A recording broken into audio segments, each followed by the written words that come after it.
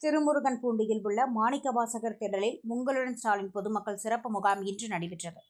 வடக்கு மாவட்ட கழக பொறுப்பாளர் மேயர் தினேஷ்குமார் துவக்கி வைத்து பார்வையிட்டார்.